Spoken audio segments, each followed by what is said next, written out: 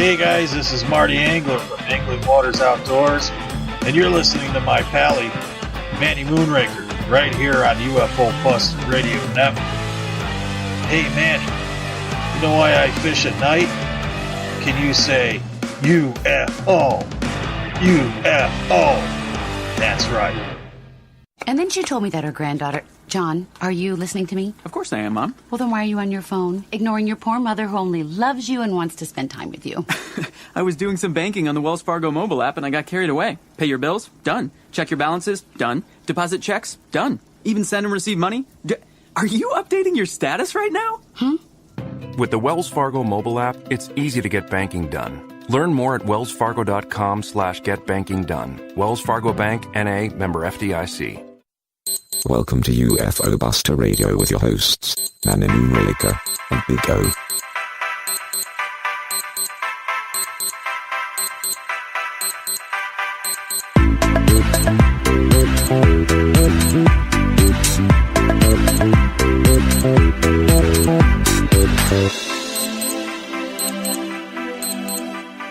Welcome everybody to UFO Buster Radio. This is episode 17 with your hosts, Manny Moonraker and Big O. Alright, so this is installment number 17. I can't wait to get started on this.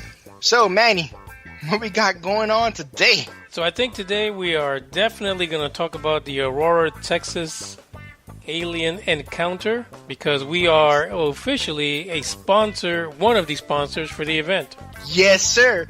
We, UFO Buster Radio, is a sponsor. What? That's insane. I don't care what anybody says. That's badass. And aren't you going to be there? I will hopefully be there, and I'm thinking of renting a horse to just come in there, just on a horse.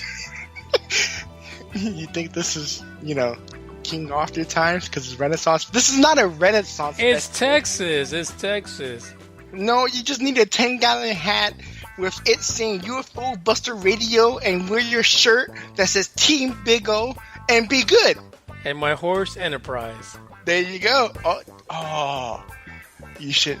And you should teach the horse to do a trick. And so when you introduce your horse, say, "This is my horse Enterprise." It goes, "Boom," and that would be awesome.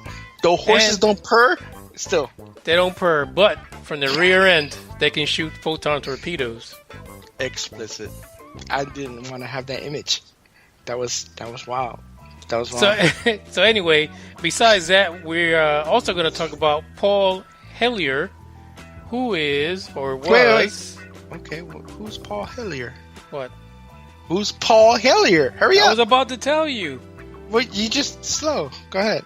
We're about to talk about Paul Hellyer, who was the former Minister of Defense for the country of Canada, who as of late has been talking about UFOs. Alright, so there's two things I want to address. Okay? One, Canada. I'm going to have to talk to all Canadians. If there's any Canadians, whatever, yeah. Them people who reside in Canada, whether it's aliens, BC, non-aliens and aliens. Well, technically, when they come to the United States, and they're technically an illegal alien, but we won't go there. But anyway, I want to know. This is non-UFO related. What is poutine? Poutine. You ever heard of that? Poutine? Yeah, poutine. That's like I know. French What? No, in not the U.S. that. we say poutine. Not that. Poutine is actually like French fries and gravy and cheese curd that they eat. I just want to go and have some. Don't they do this in Wisconsin also? No, they don't. Poutine? Not. It's not pudding. It's not pudding. It is poutine. So anybody in Canada, please let me know what's the deal with poutine and give me the recipe. Anyway, continuing. Poutine might be alien too. Continuing with the former Minister of Defense. Right, so Paul Hellyer, absolutely. So now he hasn't been in politics, I'm saying, as an elected official since probably like about the late 80s or what have you. So one of the things that we're coming across now is what we always say. Why do people wait until they're in their deathbeds before they come out talking about UFOs? Now, Paul is not in his deathbed. I don't think he is. He's 92 years old. had an interview 2 years ago, the last one that I saw with the Russia Today, which is kind of like a news organization in Russia. And in there, he claimed, of course, that the U.S. and other countries around the world have been dealing with 4 different kinds of aliens, 4 different species, and that they're basically keeping everything secret and away from the public. Well, that's like a conspiracy theory, and I hate those. Because that's like, just because somebody who is in a higher power, right, when they tell you something, is it because they just want somebody to remember them, mass recognition, or is it the truth? And is there any real way to find out? No. Well, if you think that's bad, he also said that the U.S. military is preparing weapons of war to use against these alien species when it get into an intergalactic situation with them, and that the Bush administration had something to do with that preparation. So George W. Bush was involved and is very well versed in this intergalactic community with these alien species. I don't believe that at all. Have you seen Bush? GW? Really? He can hold a secret for nothing at all. No, I can't believe that he will be. I'm pretty sure that during his time, that probably happened. As a matter of fact, when he was president, isn't that around the Phoenix incident happened? Well, he wasn't in Phoenix. He was in Washington. I know, but still, during that same time period, wasn't he not president of the United States at that time? Was it? Maybe? Well, I'm saying it could be related. No? No. You are not helping me at all today. You just hanging me out. No. We're talking about George W. Bush, which was the last Bush that was in office. I know. Right. So he was in office around the time that we went into the situation with September 11th. Right. Yeah, so that's George W. Bush. Yeah. So that's the Phoenix incident was in 96, was it not? Okay. I'm just saying it could be an inkling. Now, there's always been stories about George W. Bush being involved in a lot of this. We would say the dark government. You know, what was that? What's that group? The Men in Black? No, the Skull and Bones or something like that. The Skull and Bones? Yeah. All right. You have to inform me because I have no idea what you're talking about. What do you mean by the Skull and Bones? The Skull and Bones Secret Society. You've never heard of them? No, at all. You know why? Because I'm not part of that secret. So why would I hear about a secret society that I have no part of? So, or I say I don't. But no, I don't know who they are. Who's the Skull and Bones? Other than pirates. I think that this is your job for the next episode. You're going to look up the Skull and Bones, the secret origins. Is this like, you know, the Illuminati and the Masons and Shriners BS? Yep, something like that. Is it? Oh my god. Cult. Jeez. Alright, good times. Now I have a subject. Thank you, Skull and Bones. So, he is thinking, and you know, it's funny because I was listening to another podcast. I don't remember the name. I wish I remembered his name. And he was from Canada. And he was describing almost exactly what the Prime Minister said, stating that the United States government was in cahoots with these alien species, and we pissed a whole bunch of these extraterrestrials off because something went wrong somewhere, and now they are somewhat hostile towards us or towards our government, and it's going to eventually fall down to the civilians. But everything in Canada is all cool with their maple syrup and their poutine. And their Canadian hockey teams. Well, I don't know about that because our hockey team is pretty good. But have you ever had their maple syrup? Oh my god. So here's the thing about Mr. Halier. Okay. That is that he didn't come out with this UFO statement until 2005. And in making that statement, it's also a fact that he's also stated that he's only seen UFOs maybe twice in his lifetime. Okay. And it seems like most people really don't take him seriously because of that. Right, because he's seen UFOs, or I think it has a lot to do with his age. I think it has a lot to do with his age. Well, I mean, look at the football player who played for the Green Bay Packers, the one that I talked about, in what, last episode? Aaron Rodgers? Yeah. He saw these UFOs a long time ago. I think back in 2005, 2006, whenever, when he was up in New Jersey, and he's coming out about it now. We need to develop a way so that way, instead of ridiculing people because they saw a UFO, just find a way to separate facts from fiction. And as hard as it may be, right? Because some people have an imaginative imagination and very creative. We still need to be able to do this, and it's so hard, which, it kind of leads into my Big O segment. Well, I think, there is a big difference, though, because here you got Minister of the National Defense. So he also, check this out, he led the unification of the Canadian Navy, Army, and Air Force into a single Canadian force. So someone with that much power during that time really isn't being taken seriously just because he's claiming the UFO alien conspiracy, and really it comes down to secret exopolitics. I mean, I understand but then again, it's one of those, society and perspective. Even though he was a great leader and was able to unify, different branches and put them under one branch, and he was able to do this effectively and intelligently. Everybody thought that, but the moment you start saying UFO, people start questioning whether or not you're hysterical or something's wrong with you, and it's horrible to think that way. Something could have actually happened. He might have actual proof, but because of the simple fact that he's being out of the normal, right, which is depicted by his environment in Canada, what's considered normal, why are we doubting him now when he had the ability to unify and put things in a situation where it runs better?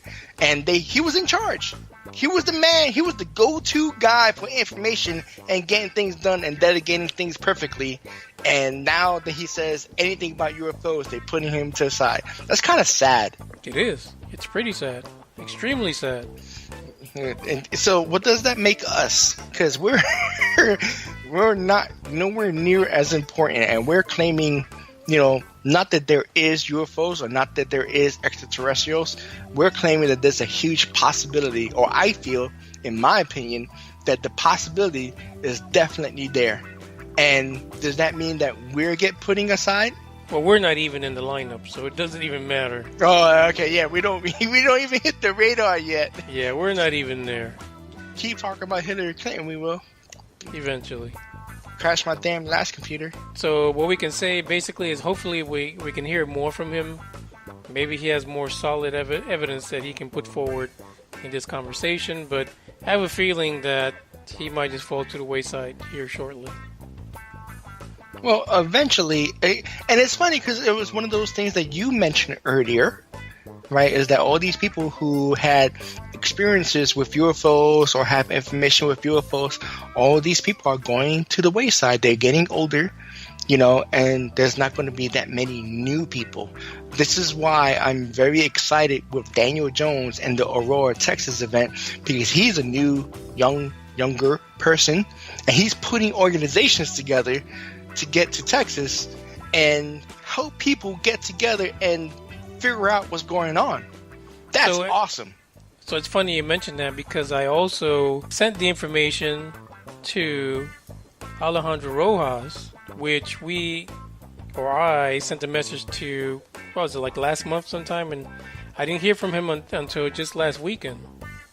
Oh, you actually heard from him? I actually did. So he sent me an email address that's supposed to go directly to him. So I sent him the information for the Aurora alien encounter, which is going to happen on April the 16th. And I really haven't heard anything back since. So I guess we'll see what happens this week. So is it still like, your peoples talk to my peoples, and then we'll probably, get peoples together to talk? I don't even know if there are peoples here. I just they're just emails going back and forth. I mean, seriously, you sending an email to contact him, then it said, "Oh, here's a different email altogether," which could be a bogus email. Don't even know, right? Because you didn't even get a contact back or anything back, and because you're trying to actually push things forward and make things happen. Oh, here's a different email altogether. It could be like a spam box automatically pushing you to the side. Well, emailing the Congress, and it's just going to go straight to the spam box.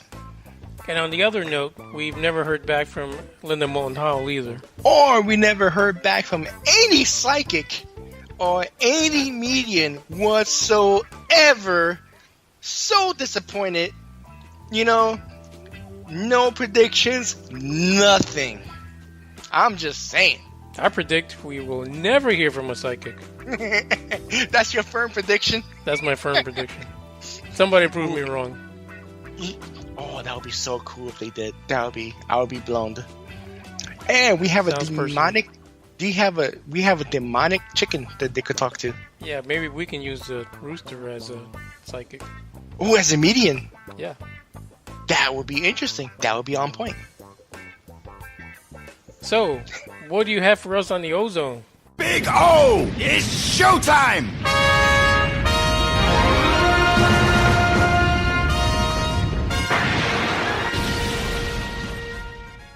I guess that means nothing. Oh, I thought you were going to do the whole plane thing and then... No.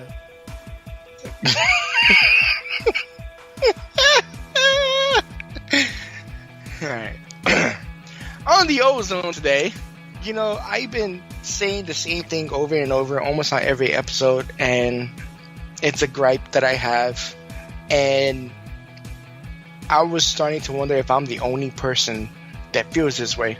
When you go on YouTube or you go on to different websites, and they'll say, oh, this stuff that's happening on the moon, it's a pyramid, or on Mars it's a pyramid, or there's faces, or there's this and there's this. Well, somebody thinks somewhat like me, which is also scary but interesting. They made a UFO blacklist. Oh my god. So I'm not going to name any of the people who are on the blacklist, but we're going to post a link so that way you can see approximately 70 different websites, YouTube channels, blogs that are known for hoaxes, for putting up false information. And this is pretty sad because a lot of these websites are extremely popular, especially on YouTube. Yeah, and it's crazy. I'm like, yo, and some of these I actually, when I first started watching, and first got into the show, I was watching some of these shows. And I was like, oh my god, that's insane. But then reality struck to me. I'm like, that doesn't really look as original as I like it to look, And as I look at this UFO blacklist, guess what? Those same exact people, YouTube channels, are on this list. It is amazing. I'm like, oh my god, finally. So if you're getting into trying to figure out the truth, trying to stop the truth embargo, these are the people that are not helping the situation. These are the people that are taking your thoughts and ideas and twisting them to look at their perspective of reality, which is also trying to fill their pockets maybe with money and sponsors, but in reality, they're not helping nobody. They just confusing and making the water murky where it should be crystal clear by now. Well, I can say this. It's hard to really say that these people all belong on the blacklist. So you kind of have to go into this a little bit open-minded. But yeah, there's a couple of names on there which really tend to show some really incredible footage that you would think would receive all kinds of reports from all kinds of people calling 911, their local government, all kind of stuff.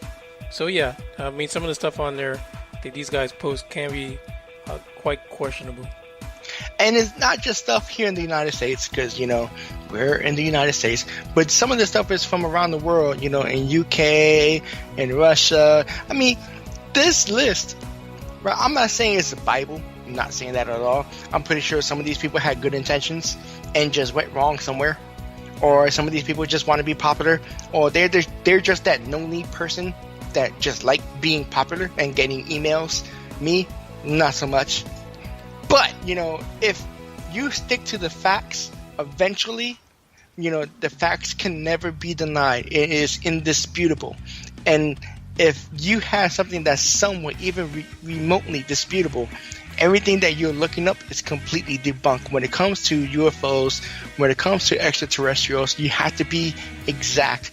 And if you're not exact, it's just going to be thrown by the wayside, and people are going to call you names, and you're just going to be that lonely person who thinks everybody's going to think that you're insane. Yeah, it's pretty sad. But like I said, we'll put the link on the description so that everyone can go in there and really make your own mind as far as what these websites represent and whether or not everything that they show can be pretty much labeled a hoax.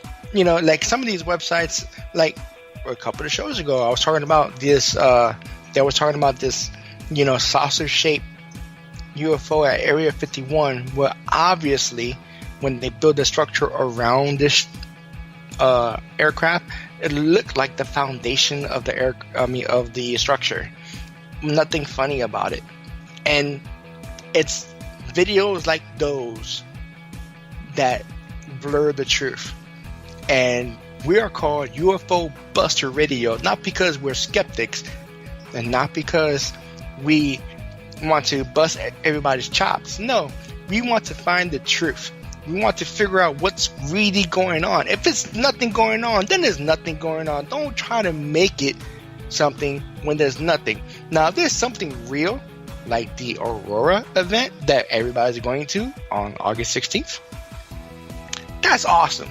That would be April 16th. Yeah. And what is it, next week? Next weekend, right? Yes.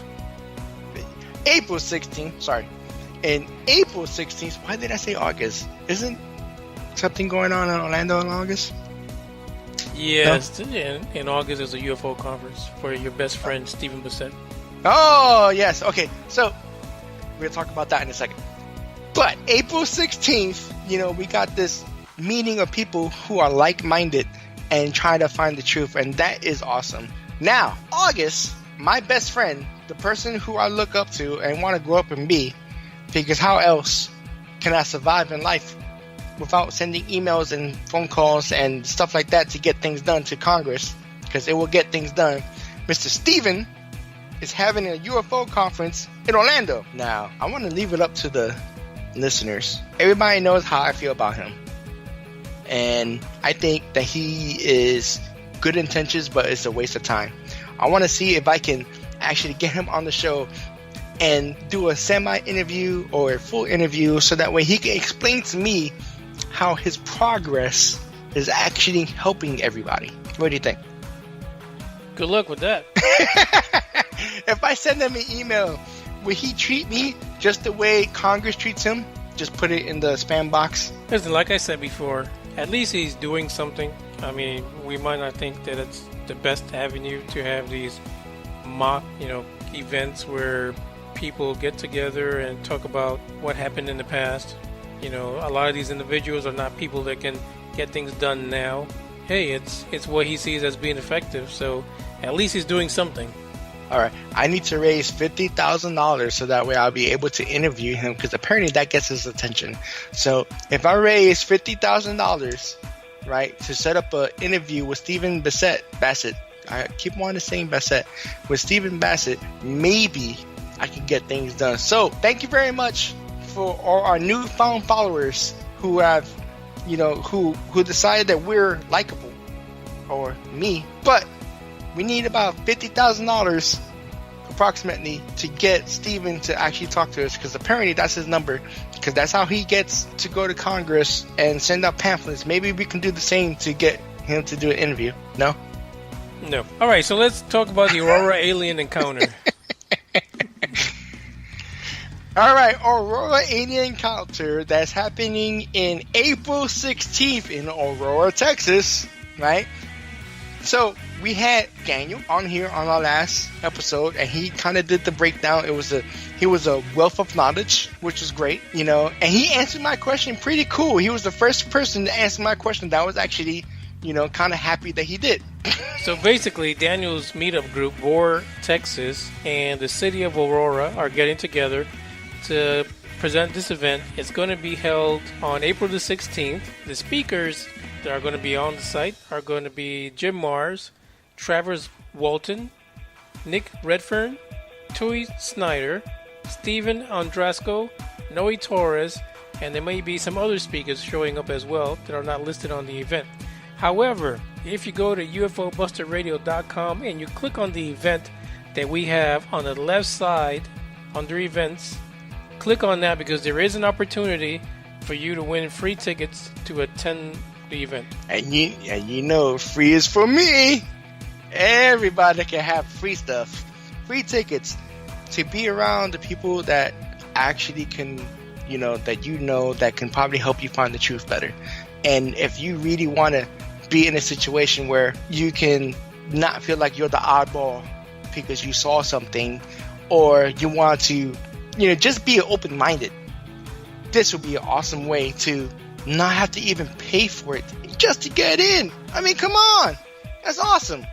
Hey, listen, most of these people that follow UFO or ufology have seen the movie Fire in the Sky, and they know that's based upon the abduction experience that Travers Walton went through. Travers Walton will be there during the lunch, so while he's talking about his experience, you'll be able to attend a catered lunch at the MD Resorts in Aurora, Texas, and pretty much get that experience firsthand. Not so much what Hollywood gave everyone, but the experience from the man himself, the focus of the story. I mean, not only are you going to not only you have select speakers, you're going to have a live video, right?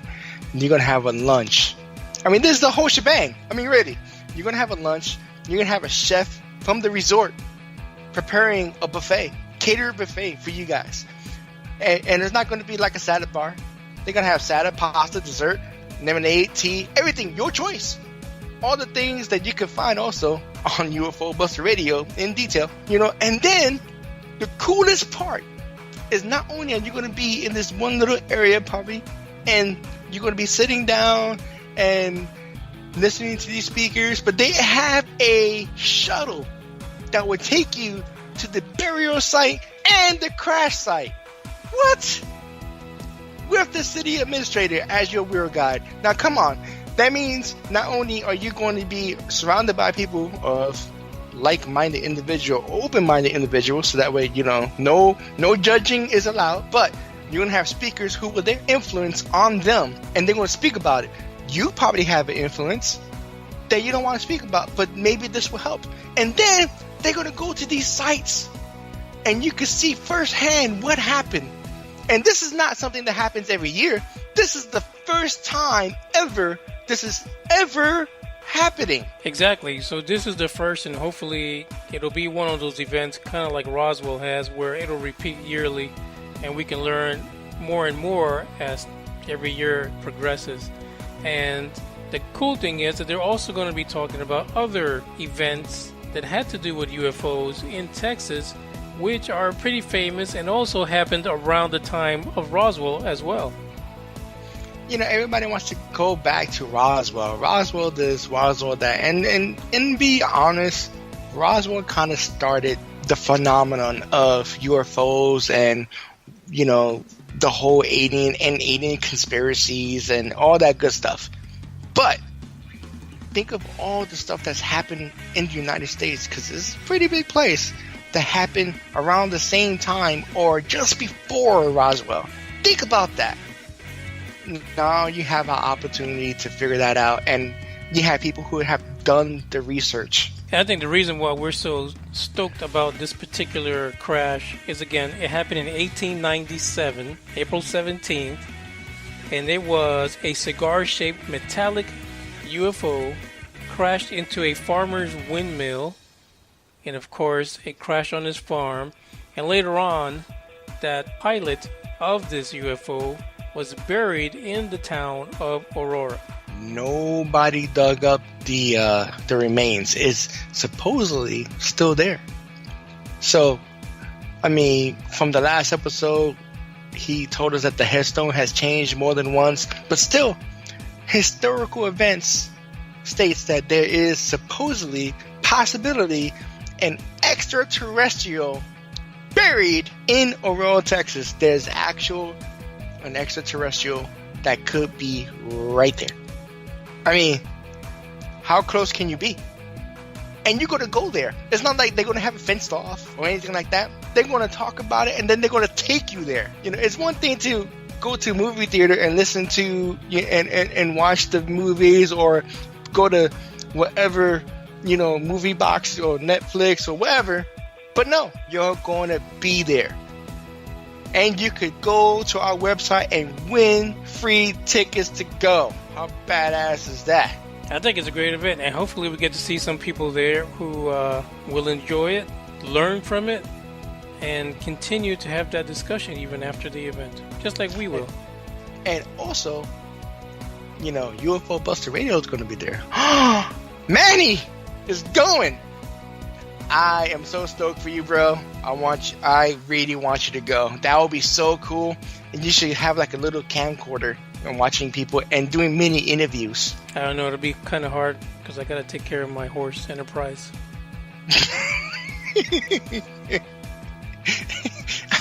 Maybe you could pin the people with the horse's ass so that way you can see.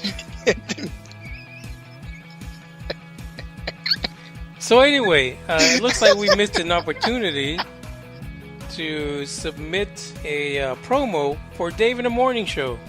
Oh, yes. I was so ready, but, me working third shift, I really wanted to go ahead and... What was it that we were supposed to do, like an intro for Guido? No, I think it was just an intro for the show, and the prize was a Guido mug. Oh, yeah, the prize. See, I kind of want the mug. I'm not going to lie. I like mugs. I think maybe what we should do is after we finish our podcast, we should send him a promo. Just for just to do it? Just because we care. Oh, yeah. I think we should do a promo. We should do a UFO Buster Radio promo. We gotta do it, all out our style. So that's gonna be interesting. Yeah, I think it'll be great. So we're reaching the last few minutes of the show. Any closing words for the fans? Because apparently we've got a lot more followers. And somebody's supposed to post a blooper reel. But we're not going to talk about that right now. What we're going to talk about is the fans. The fans, we love you. We love you so much. We love you long time. I really appreciate all the followers that we've been getting lately.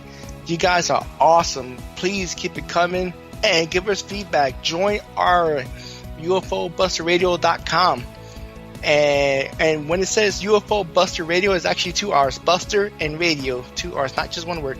Anyway, join it so that way you can give us feedback. Give us feedback on any, avenue you can. Because the more feedback we get, the more we can improve and better the show.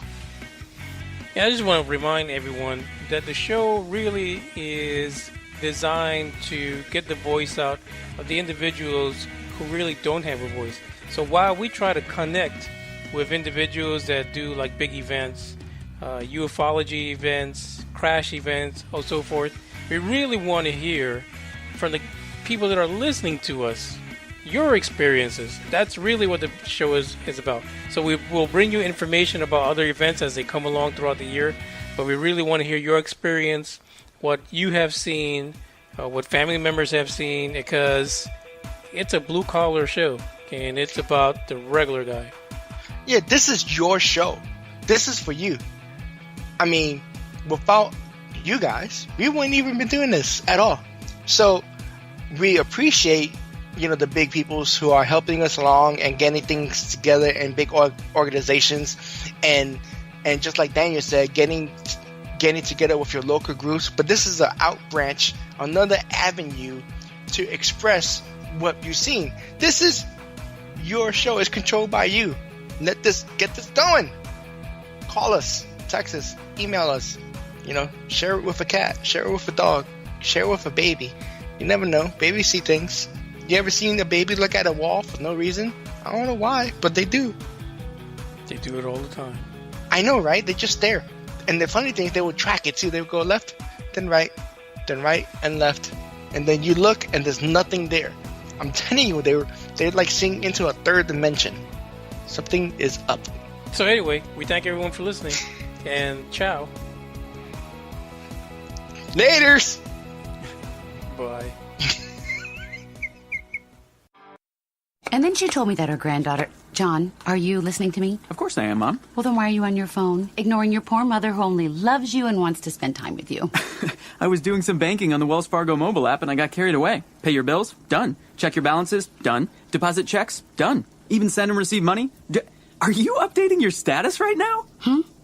With the Wells Fargo mobile app, it's easy to get banking done. Learn more at wellsfargo.com/getbankingdone. Wells Fargo Bank, N.A., member FDIC. Hi, it's Jamie, Progressive's Employee of the Month, 2 months in a row. Leave a message at the... Hi, Jamie. It's me, Jamie. I just had a new idea for our song about the Name Your Price tool. So when it's like, tell us what you want to pay, hey, hey, hey, and the trombone goes, blah, blah, blah, and you say, we'll help you find coverage options to fit your budget. Then we just all do finger snaps while a choir goes, savings coming at ya, savings coming at ya. Yes? No? Maybe? Anyway, see your practice tonight. I got new lyrics for the rap break. Progressive Casualty Insurance Company and Affiliates. Price and coverage match limited by state law. This is Mr. Wong from the Day in the Morning Show. Hey, you guys see Missy Wong? She see lots of light, so she go check on chicken. Now she gone. I guess she flew the coop. I gotta go. See ya. Bye-bye. And then she told me that her granddaughter... John, are you listening to me? Of course I am, Mom. Well, then why are you on your phone, ignoring your poor mother who only loves you and wants to spend time with you? I was doing some banking on the Wells Fargo mobile app and I got carried away. Pay your bills? Done. Check your balances? Done. Deposit checks? Done. Even send and receive money? Are you updating your status right now? With the Wells Fargo mobile app, it's easy to get banking done. Learn more at wellsfargo.com/getbankingdone. Wells Fargo Bank, N.A., member FDIC. Why choose when you can have it all? Alongside the finest cuts of USDA prime beef, Fleming's is now introducing a new locally inspired chef menu designed to satisfy for both lunch and dinner. Experience Chef Justin's uniquely crafted dishes like the rare, heavily marbled Japanese Wagyu strip and the legacy loaded sweet potato. Savory yet sweet, topped with creamy gorgonzola and candied walnuts. Find Fleming's in the shops at Legacy Plaza. Visit FlemingsSteakhouse.com to make a reservation. Yes, excuse me. My name is, you know who I am because I called before. And you know that same, I'm still having that same problem, that them things buzzing around my head at night. So I just thought maybe you could refer me to either a psychoanalyst or maybe one of the UFO buster people or something. Because whatever's going on is starting to scare me now because I'm getting a little crazy up in here. You know what I'm saying? So that's all I got. Now just give me a call. You got my number. And then you know my name is Jerome. Mm-hmm. That's all I got.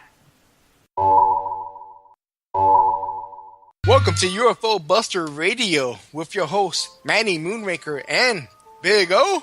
This is installment number 18. So what's going on today? I'm excited. How you feeling today? I'm feeling pretty good. This is Manny Moonraker here, and we got just a brief little, I guess you can say, recap of the Aurora alien encounter, because I did attend the event and it was very, very exciting. You know, I am so jelly. I really, really would have wanted to go and experience everything the way you did. I mean, you know, with all the speakers there and visiting the grave. Oh my God. How was it? Well, I didn't visit the grave, and I tell you why. And my theory is little Ned is not there anymore. That's just my theory. Someone's already picked up the body and ran. Why you say that? I'm just saying. Why would they just leave it there? How you know? No one ever knows. Plus, I was really focused on listening to all the great speakers that they had at the event. Okay, well, yeah, that's a great point there.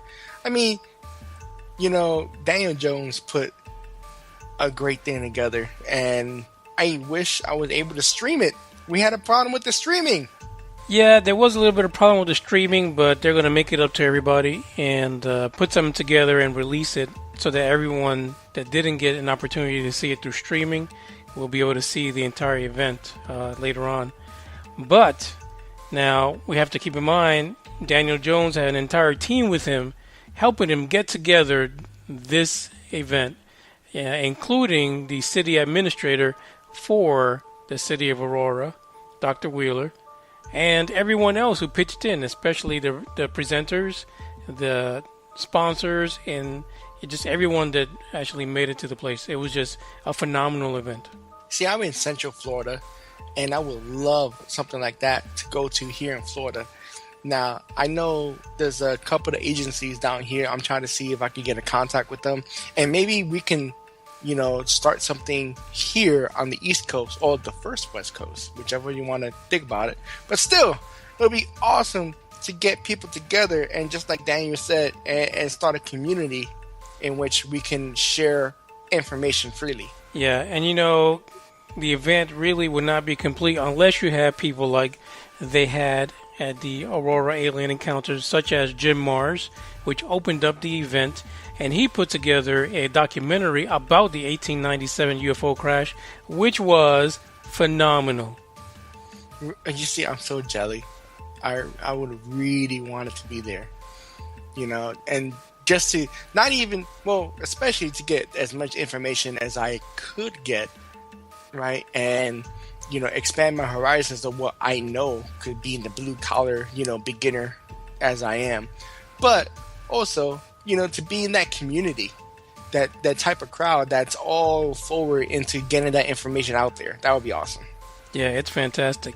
So other people that we got to kind of hobnob with, of course, was Nick Redfern, and he's the one who had several books on hand, plus he gave the final presentation of the night.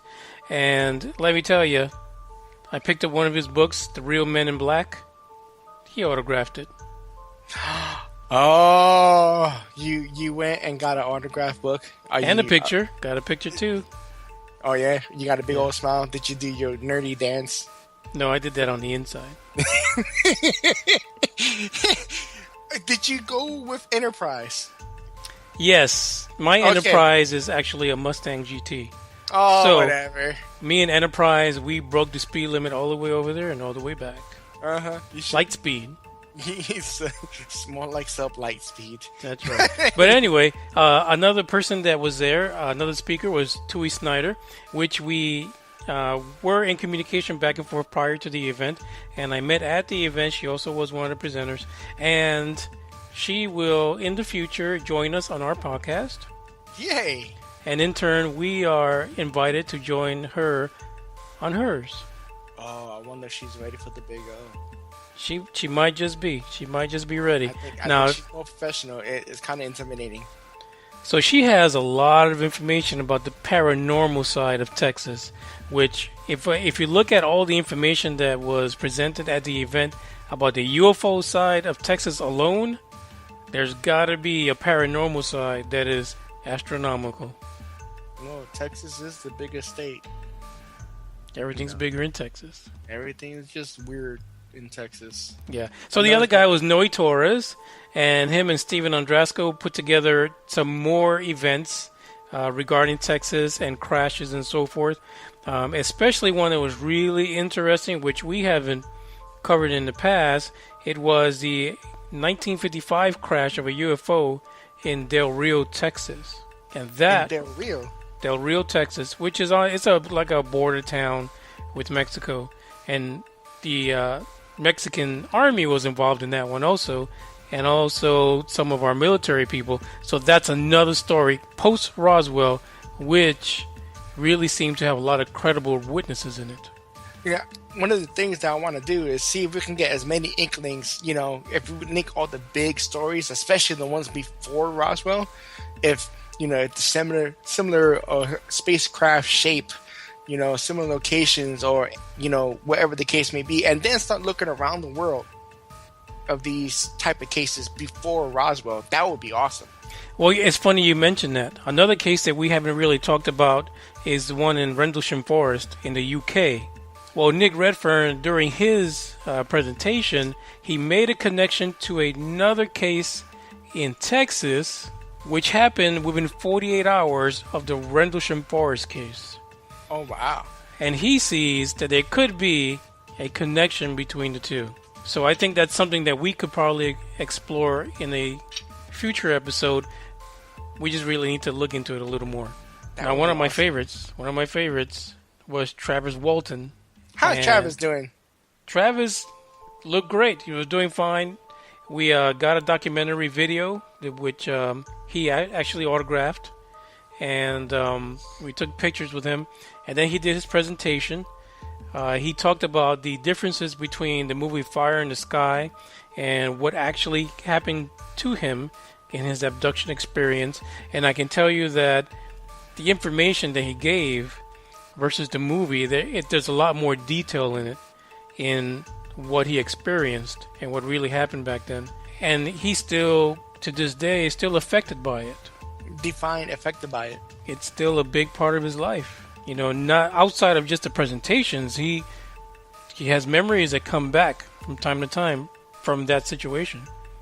I mean, would you call that PTSD, or is it something more like PTSD extraterrestrial style? Or, I mean, because if you think about it, it might be a new form of, stress.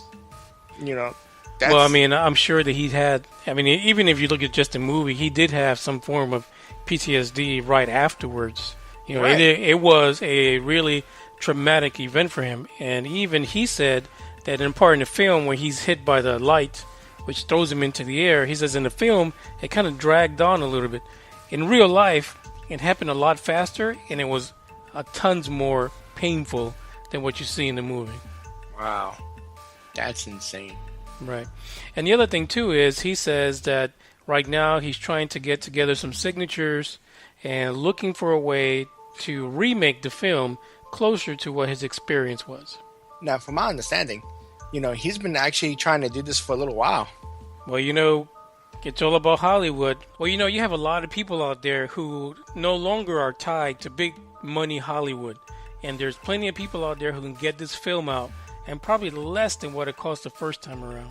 So with the older, let's say like the older generation of movie producers and stuff like that might want to get on and produce a actual more to life movie, or more with the details that's needed, is what you're trying to say, right? No, what I'm saying, the new breed of filmmaker doesn't need Hollywood in order to get the film out.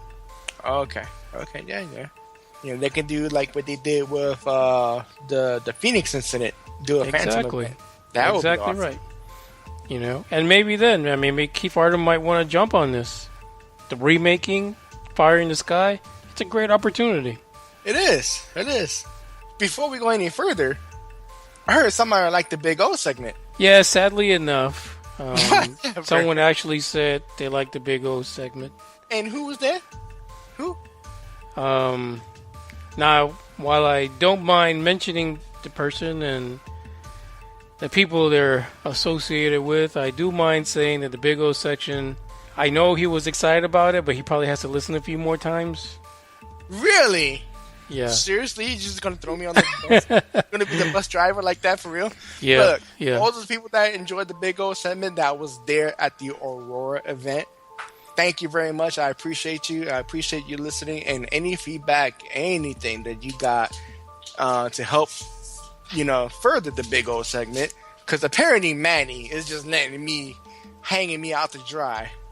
So let that go, and we're going to keep this going. So at the event, I met Toby from Secret Transmission Podcast, and if you guys want to listen to some of that conspiracy theory stuff and some of the really weird stuff out there, Secret Transmission is a place to be. And their recent episode having to do with the deep web, the things that are happening in the web that you don't really see. The underweb. The underweb. Yeah, with the bitcoins. I remember that. Yeah. So give them a try. Secret Transmission, they were great. Hey, thanks Toby for the shout out. I appreciate it. I don't think he shouted out. I shout out. Whatever, dude. He liked me. He didn't like you. That's why, Team Big O shirts are coming out soon. Wow. So I guess we have something on the big ozone section. Big O! It's showtime!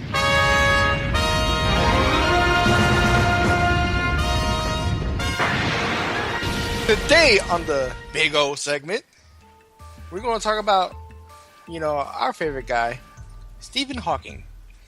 And Stephen Hawking has a team of scientists that was announced on April 12th with a backer, an investor named Yuri Milner, announced a breakthrough Starshot project, which basically has nanocraft that can go up to 20% light speed to search not only in our solar system, which will revolutionize how we look at our solar system and how we search for stuff, but also could help us make better technology to go past our solar system.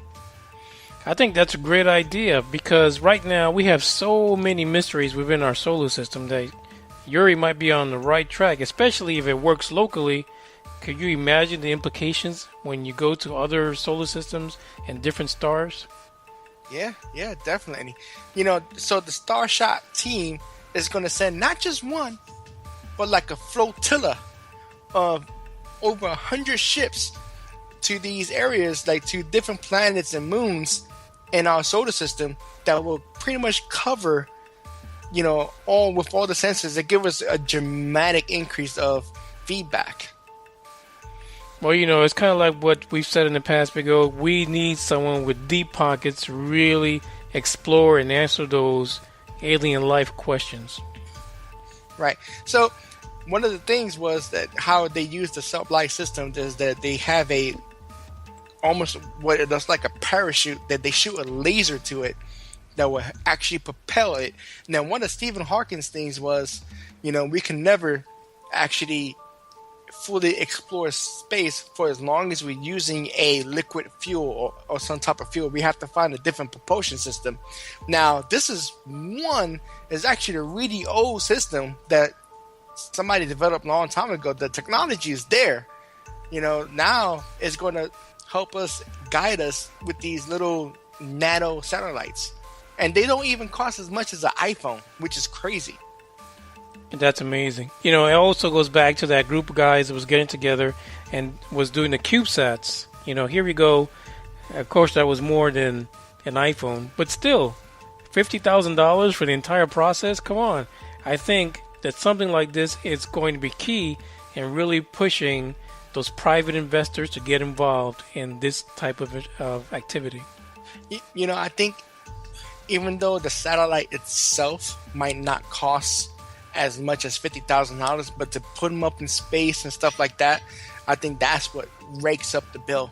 So I think $50,000 will be almost about the same range, or 10 times more actually, with these other satellites. So $50,000 is still a good deal. Oh, it's a great deal. It's a fantastic deal. But I think that, when you team up with Stephen Hawking and the gang, I think you almost have that feeling that you're really going to not only break through some new science, but you have the chances that you will make a discovery of some kind. Yeah, I'm excited. I can't wait they say it's going to take approximately 10 years for it to fully develop, and the first nano probes are going to come out. This is still the beginning process, the beginning stages, but once all that is said and done, man, I think it's going to turn some heads. I think we're going to find out a lot more information about our little solar system than we initially thought it was. And like how big actually Pluto is. Well, even then, could you imagine if they can use this system to explore that mysterious Planet 9 also? Right. We can actually, what's on the other side, the direct opposite side of Earth from the sun. Maybe we should join the team and kind of figure out what they should do. I know, right? Yeah, we should just we just come up with random questions, like Ted. There you go. Like Ted too. Like, why don't we do this? Why don't we do that? Why don't we do? Well, because the fuel consumption. Why don't we just leave it there? Come on, just let it go. I can see us doing this. So one of the places they say that they are looking at visiting is Saturn's moon, Enceladus, because it has a lot of 3 times fast. Enceladus.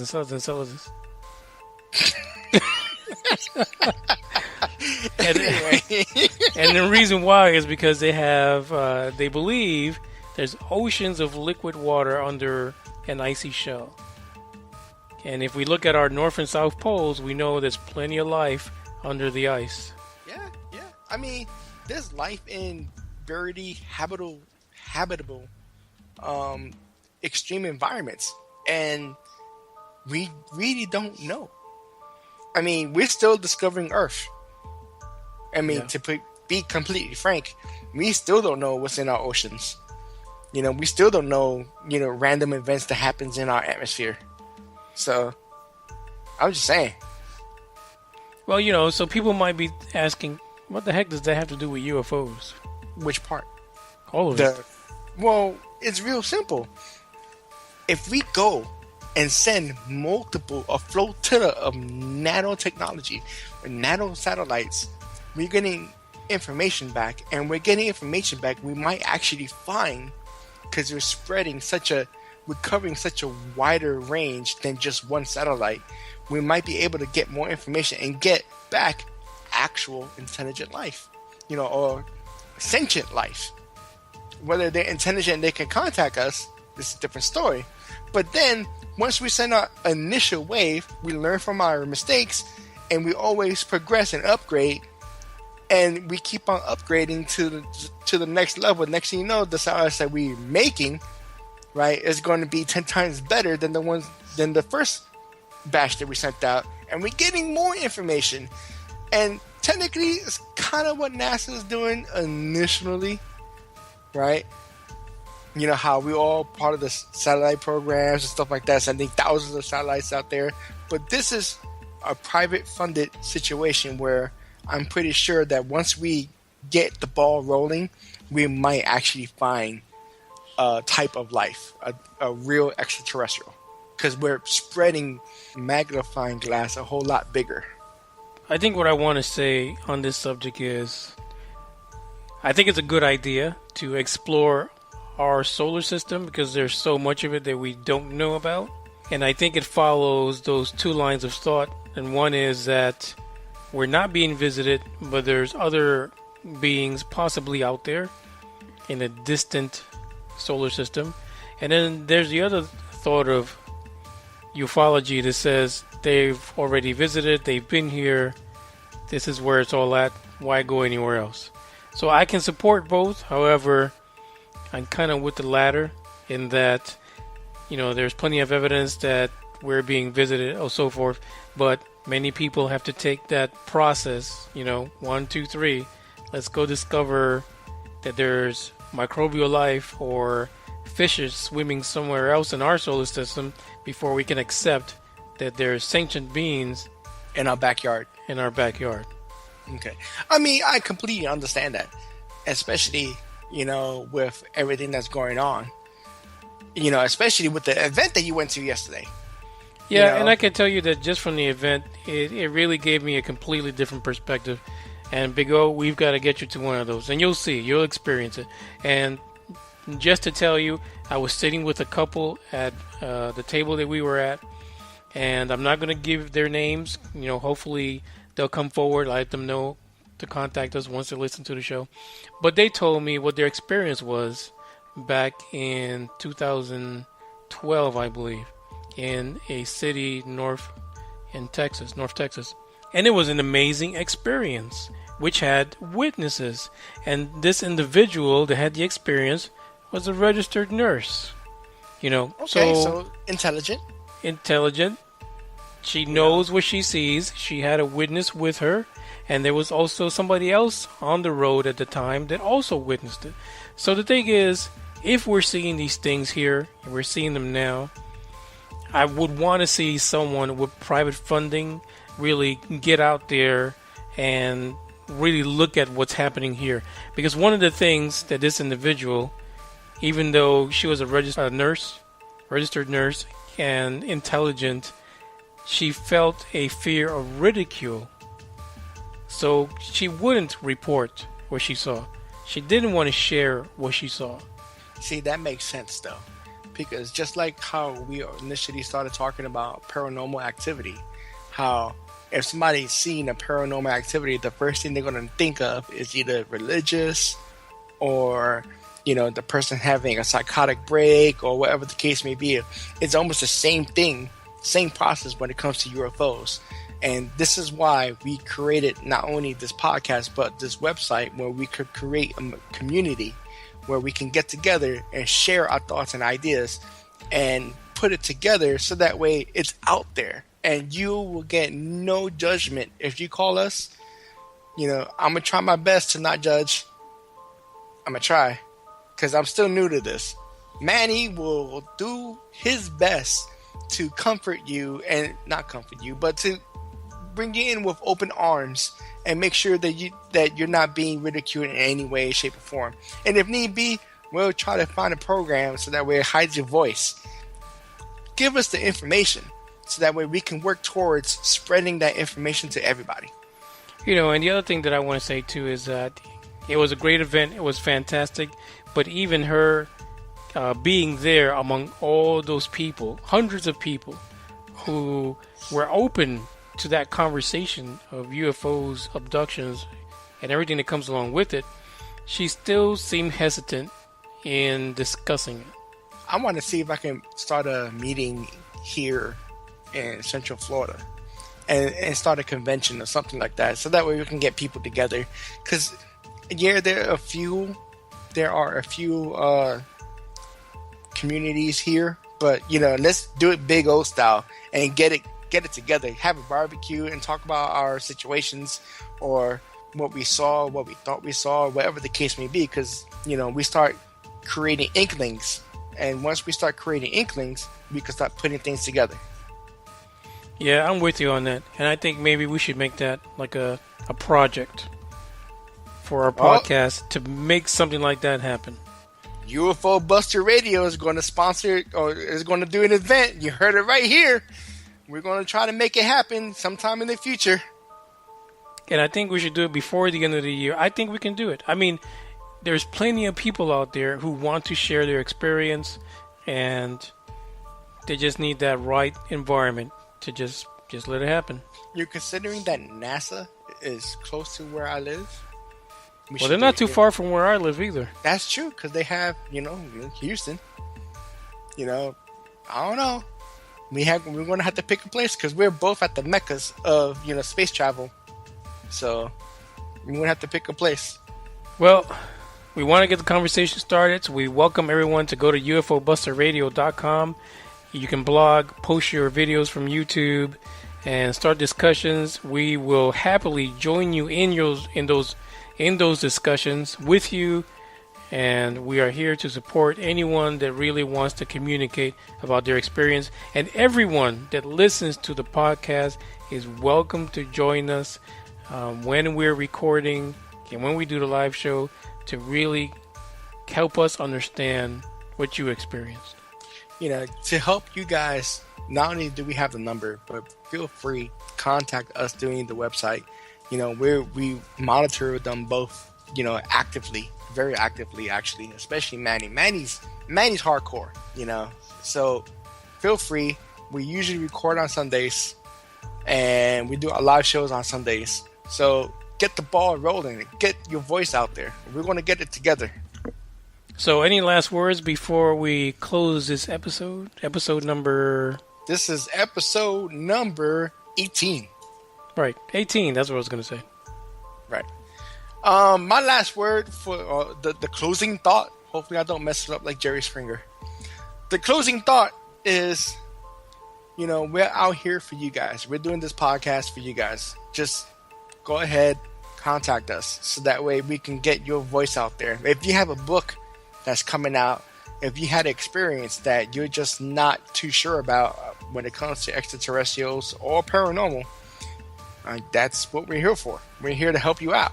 We're here to not only try to help you understand and give you a voice. we're helping you put yourself out there without the ridicule. And one last thing, we want to try something new with our podcast because we, of course, are not like the usual paranormal UFO podcast.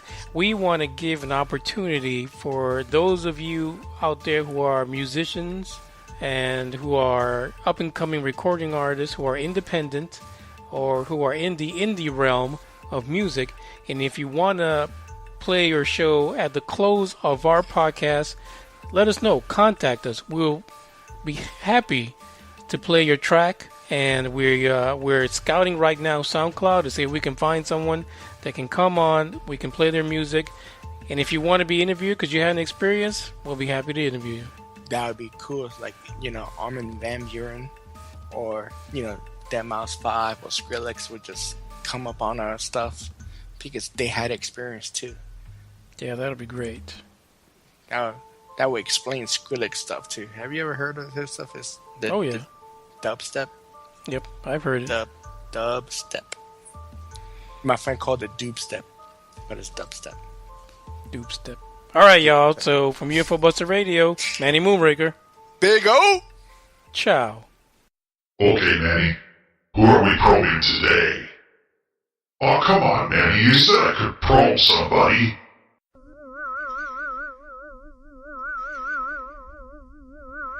Headline edition, July 8, 1947. The Army Air Forces has announced that a flying disc has been found and is now in the possession of the Army.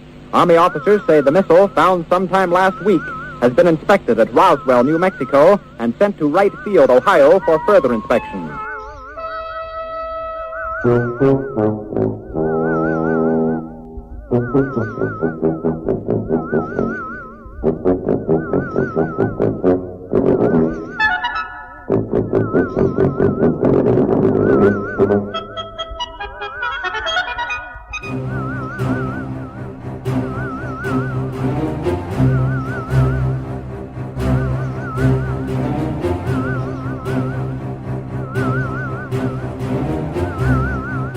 Welcome to UFO Buster Radio with your hosts, Manny Moonraker and Big O.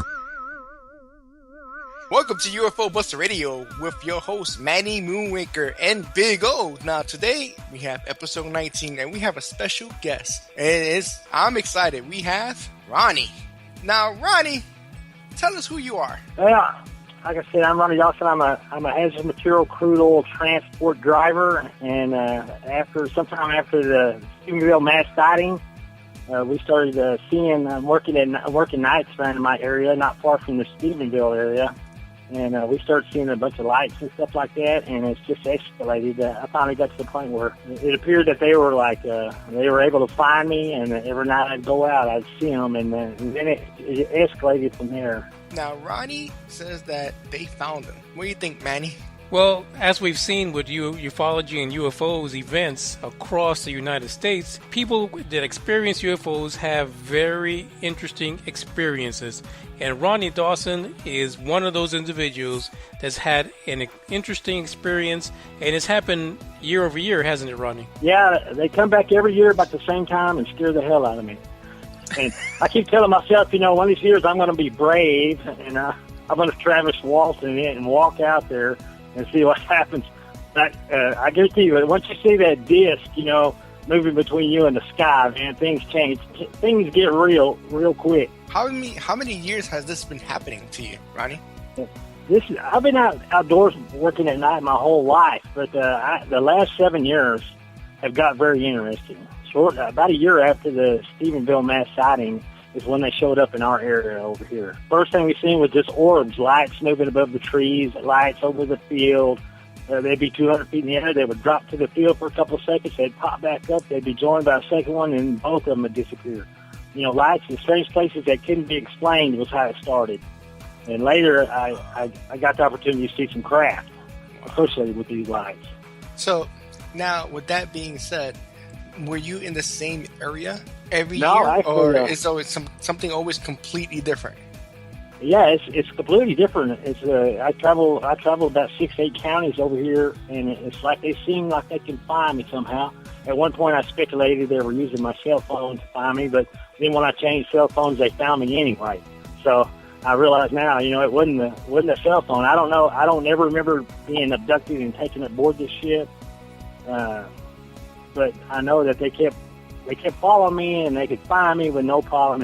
And when I started seeing the ships, we devised a plan. We did a laser test. We fired a high-powered laser at one of the UFOs, and we wanted to look for beam deviations. We wanted to shine it on the craft to see if the craft would reflect the light or absorb it. So we'd want to get an idea of what the craft looked like, especially at night when you can only see the lights of the craft. So we used this laser, and it ended up getting me in trouble. It got me in trouble. Oh, okay. And wow. Not because it was an airplane, but apparently that pisses them off. Because a little bit later, it occurred to me that, maybe I actually attracted the UFO by shining the laser. So I was at my house, and I was shining a laser in my backyard trying to attract something. This was a week after we shined the light on the UFO here in town.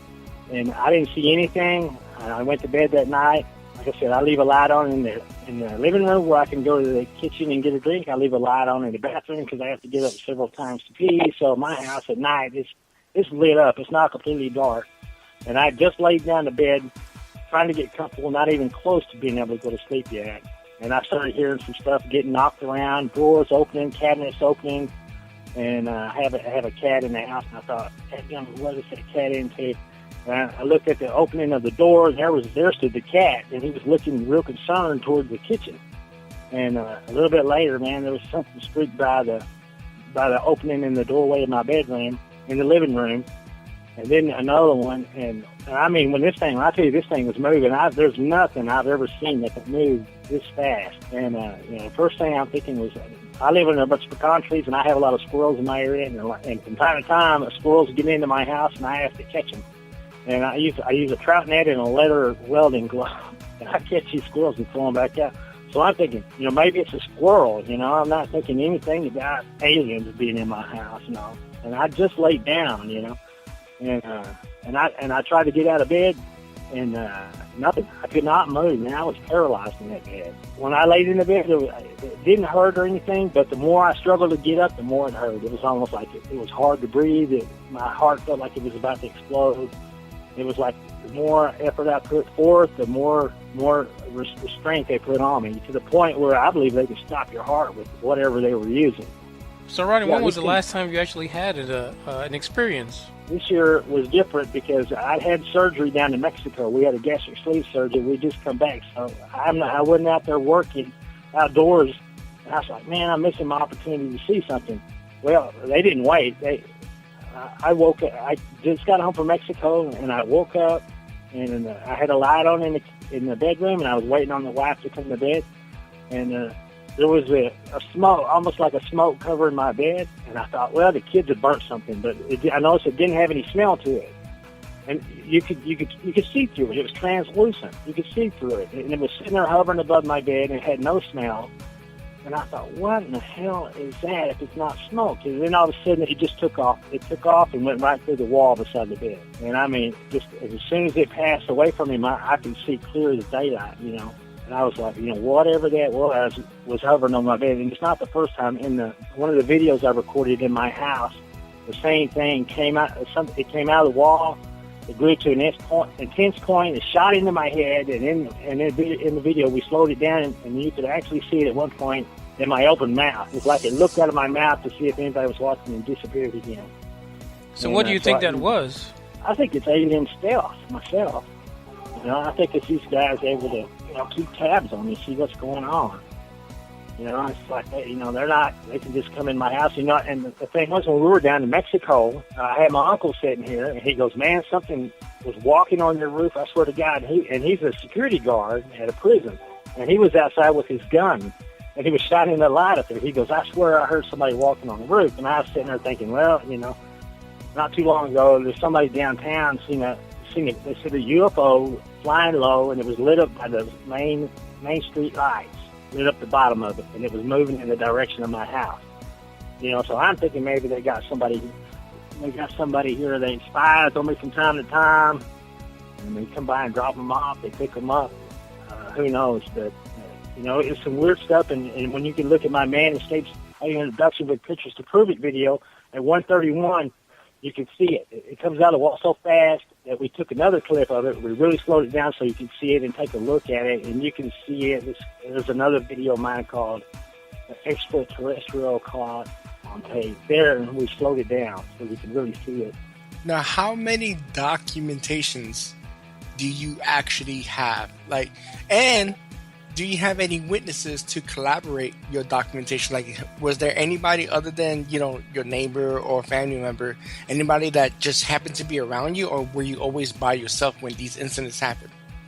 My camera guy actually seen it when we were making the video. He was recording it, and he goes, "Man," he said, "I just recorded a ghost or something." He said, "It came right beside your shoulder, and he said, "I swear." And we looked back through the film, and we couldn't find it. But after we posted it on YouTube, a YouTuber said, "Man, you got something going on about 1:31 the video." So we went back and we looked at that section. We had a place to look now, and sure enough, it was there. So once we found it, we isolated it. I slowed it down. I turned the brightness all the way up, and we made another video of that segment.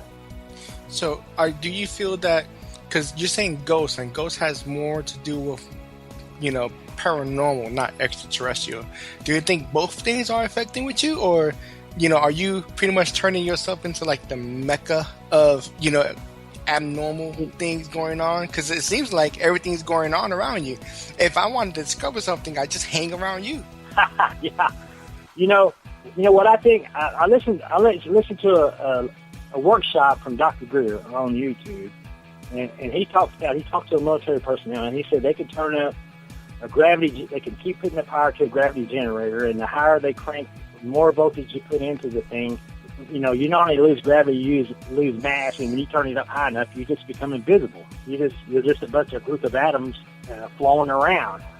And he said, man, that's how they abduct people. They go into this dimension right next to ours, and they can go through the roof. They can walk through your wall.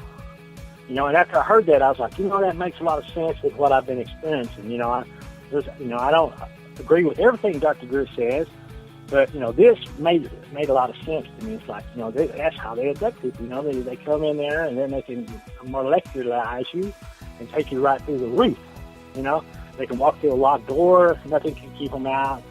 And then whatever I caught there, you can look at it, and some people swear they can see the eyes of it. It's almost like they wanted to show me while I was making that video, man, we're right here and you don't know it. We can do whatever we want because we're right here and you don't even know it. So, Ronny, what exactly would you say you saw? What kind of entity was it? From the video, I don't know. It comes swirling in. A lot of people said it was smoke, but it does the opposite of smoke. Smoke dispenses smoke. This thing comes from a dispense state to an intense point. It does the opposite of what smoke does. And then it sat there, grew to a intense point, and then it shot into my head. And on the video, you can almost see my words slur at that exact moment. It's like, and it happened so quick. That's the reason we had to slow it down. It was just, amazingly fast. But, that's one of the reasons my videos got so many hits.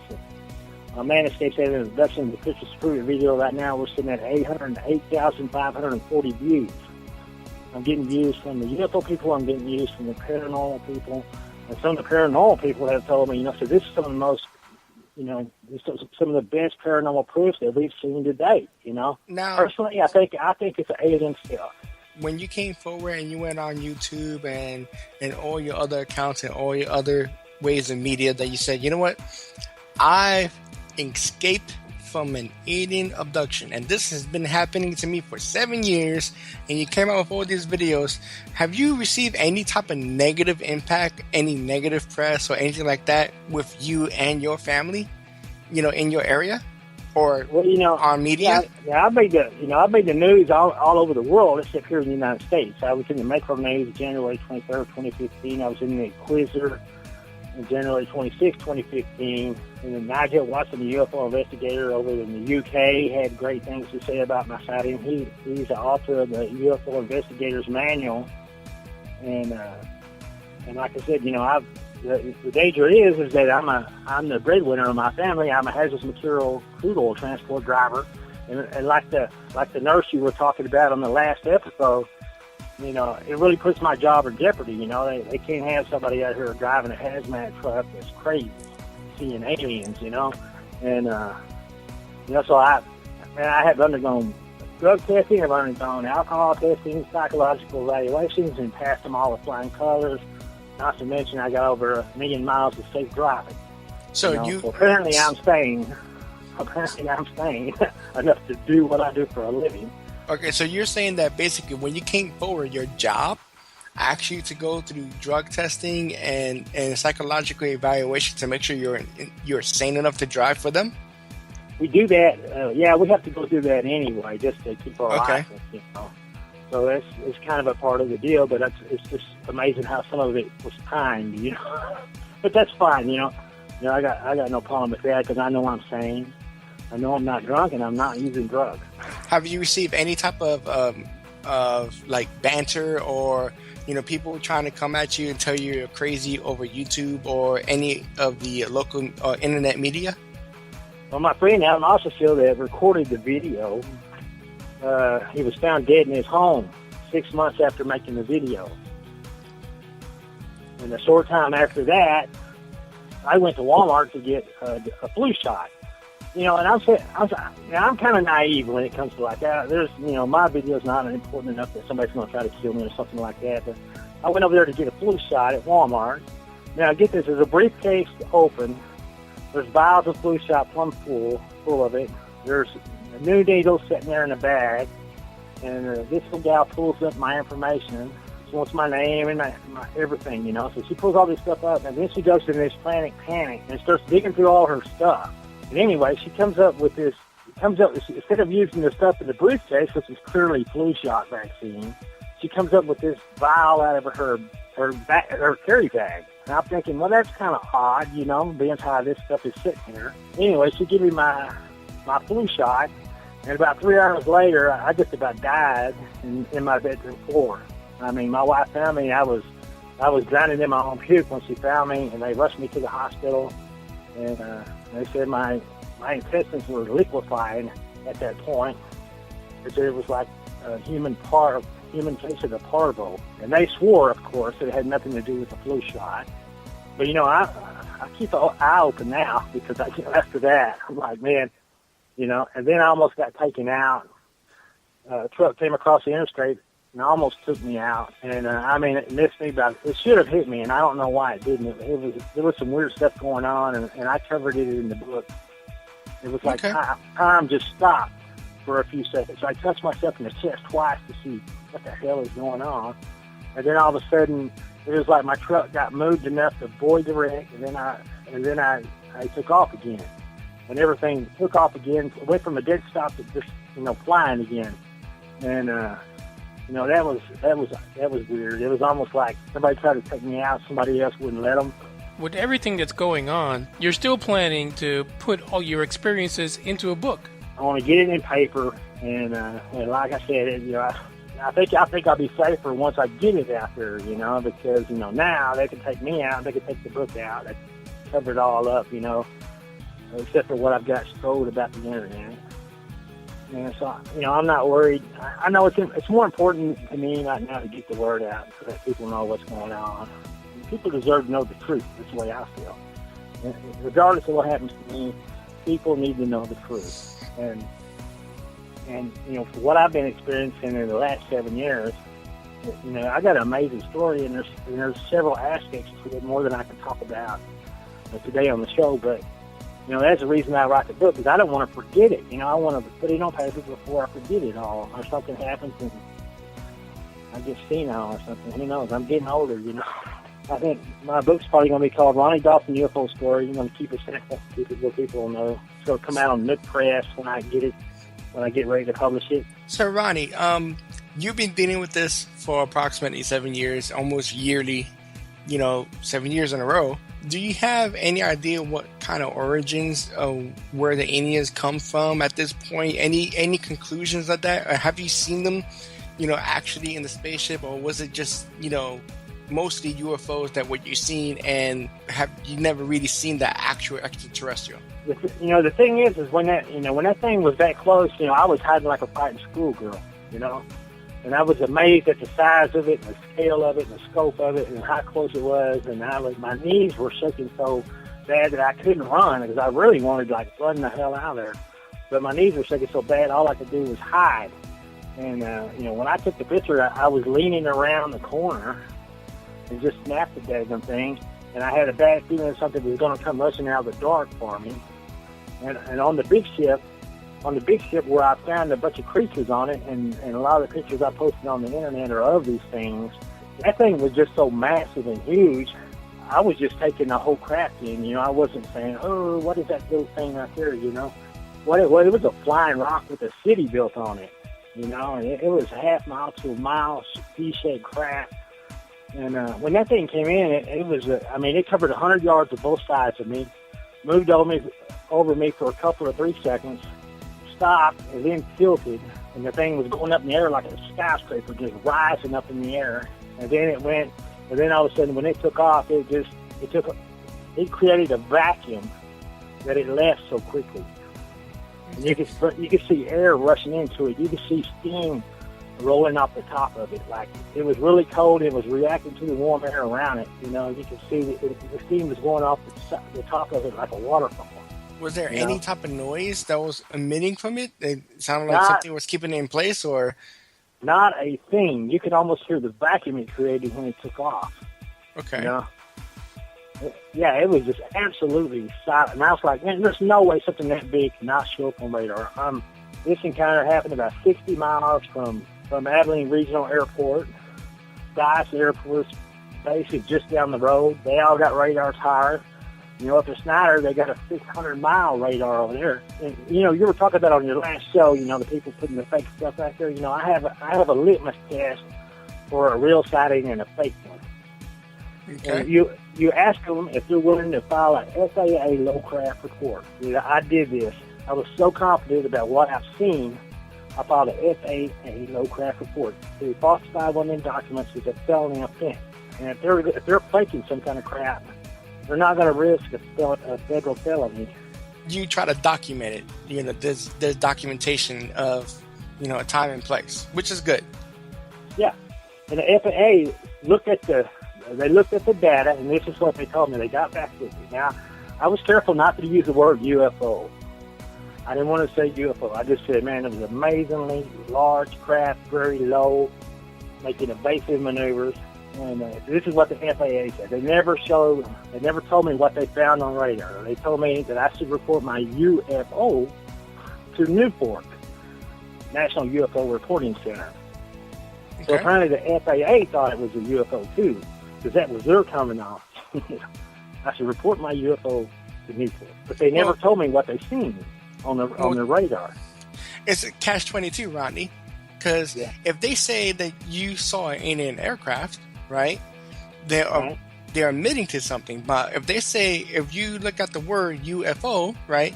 If you look at the word UFO, it's literally unidentified flying object. So they're keeping their politically correct and saying you should report that directly to whoever they say they reported to. So that way they keeping themselves out of the loop. Right.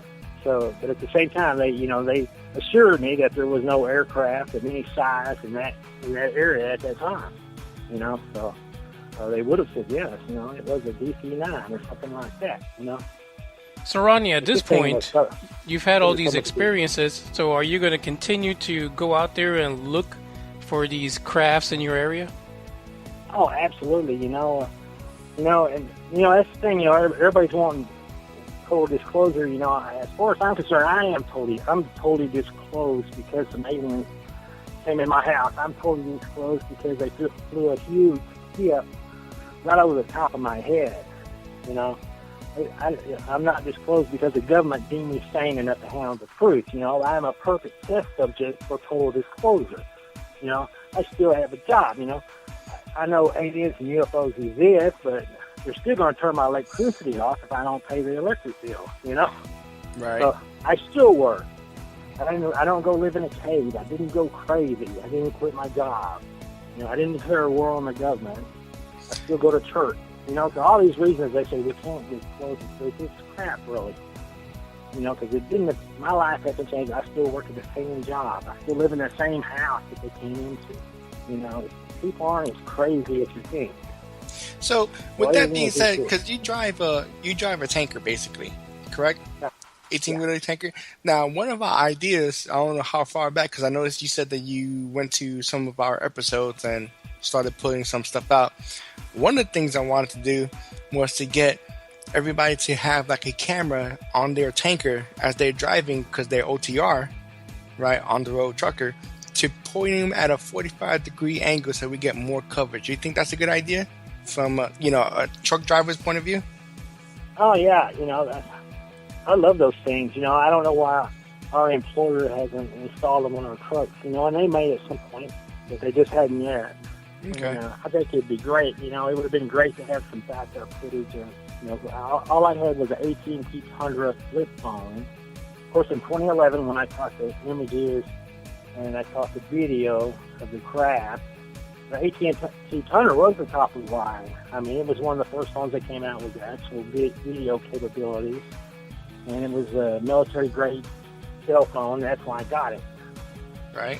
To carry it with me to take some pictures and some of the stuff. And it took me 2 years to get a picture of these things. Because, you know, I would see something, in my camera or my phone, whatever I had, would be on the dash of the truck. And it would just sit there and let me look at it. But as soon as I climbed up on the fuel tank and reached for the camera, the thing would blink out, you know. So, you know, I realized real quick that, you know, I'm watching them, but they're watching back. And I don't know why they, you know, I don't know if they're camera shy, if they're under a no contact clause, or who knows, you know, why they bug out whenever you grab the electronic device. And maybe they don't even know for sure what you know, it may have weapons capacity for all they know. But I've had people say, well, you know, aliens know everything. They're not afraid of a cell phone. And I'm like, well, you know, if a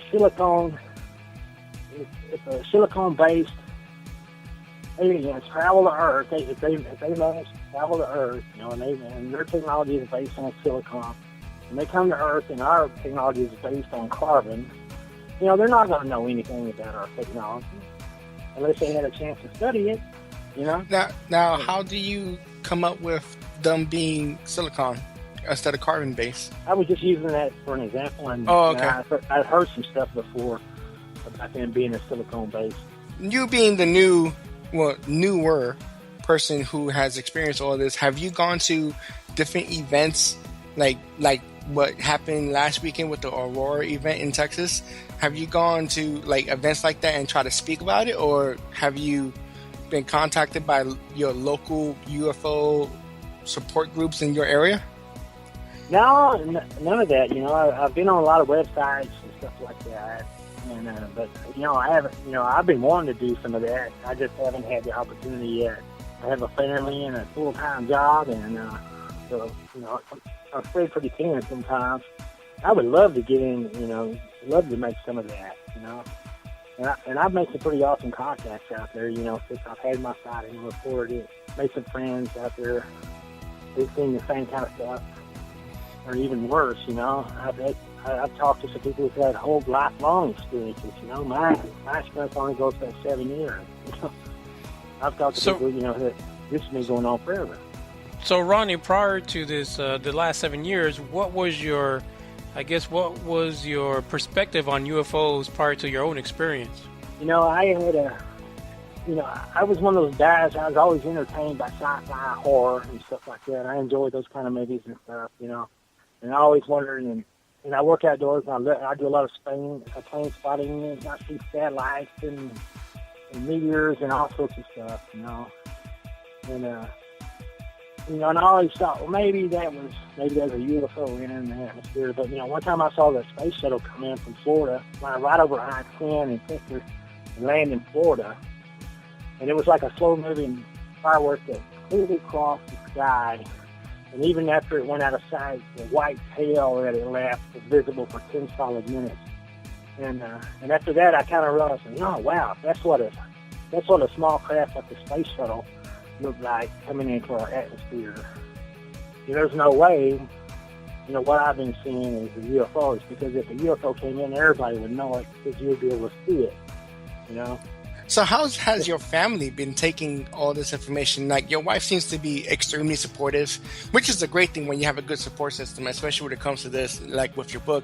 But do you have any other relatives or children that's wanting to help you push this forward, or wanting you to kind of like forget about it? My family's one of those guys. They're like, it's your UFO people again. They're playing soccer and they're doing, they're normal family, and they're like, they're so fed up with UFO stuff. I said, we're going to go to a UFO conference. They'd be going, hell no. Oh, no. They're like, they said all the UFO they could tolerate, And, I tie the computer up for hours at a time, so they're just, no, they're not real supportive at all, really. But, with the exception of they do believe me. Proofreading. Yeah, they do believe me. From my personal experience, going to one of these conventions would be wonderful for you so that you can share your information with people who have the same experience or the same interests. Oh, yeah. And a lot of it is just nobody knows who I am yet, once I get the book out there and people read it and they like it or something like that, I may get some offers to go speak at some of these. It will probably happen. I've got some awesome footage of this thing. It started out terrible. People say it's terrible now, Ron, but the truth was, man, when I first started out, I had it was a big ship that passed over me. I had a 15-second video. Of that 15-second video, I had 7 seconds of actual footage of the big craft on the left-half side of it while it was moving. And I was able to get 7 steel frame images from that footage. Okay, well, since the smartphone came out, some of the newer software that come out with the smartphone, I was able to get 24 steel frame images from that. So even all these years later, man, we're still finding stuff on that I hadn't seen. And I found that needle in the haystack, where the point at which the UFO was where it needed to be, and the camera's eye was where it needed to be to take a decent picture. And I've got some of the best pictures that I've had since I took it in 2014. So, there's still room. I'm still hoping I can find software that even give us an even closer and better look, So I think there's still stuff to discover on it. So, Ronnie, I think in the future will be awesome, and it's just my opinion, would be to not only, since you see them almost on a yearly basis, to have a great camera on you at all times. Two, start finding inklings of shapes and locations, time, and all this. You literally have to be your own walking laboratory. You have to have a camera and a notepad and be prepared, because you've been dealing with this for 7 years. I guess we're gonna try to make you our front man and put you out there, because you're already doing it. You just don't know it yet. Just have your notepad and have your camera, and when something happens, you film it and then jot down as much information as you can, so that way when people who come at you say, oh, that's not right, I said, nope, because at this time, at this place, the weather was like this, I checked with the radar. I'm telling you, because the more information that's factual that you get, because facts can never be denied because it's facts, right? The less they are able to try to put you down. Yeah. And I've taken a lot of criticism, and that criticism has actually helped me. There was exactly Antonio Paris. He's that astrologer who's wanting to do the experiment on the WOW signal. He's been in the news lately. I actually talked to him, and he was saying, well, he said I gotta have the stars in the background to show that the camera was pointing up in the sky. So I combed through my footage, and I prepared the star chart for that area, time, and location. And then I found them.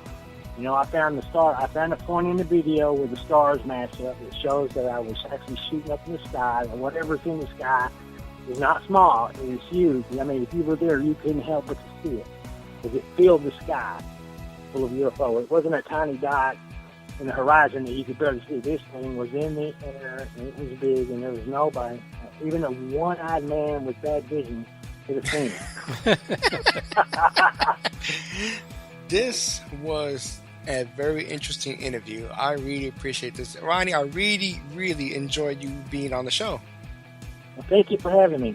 So, Ronnie, we want to make sure that when your book is ready, that you let us know, because we want you to send us whatever links we might need to make sure that we publicize this, and so that everyone has an opportunity to read your book. Absolutely, and I think they'll enjoy it because it's more than just a UFO story.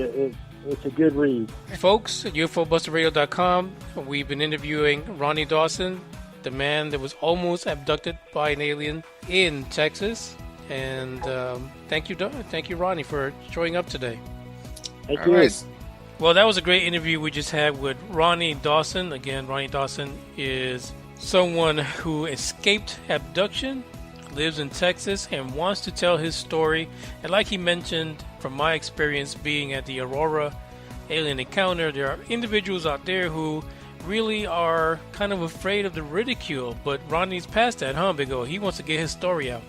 I appreciate somebody, fellow blue collar who is just wanting to get his information out there, and he's trying every single avenue that he can. And you cannot help but appreciate the fact that he's doing what he can.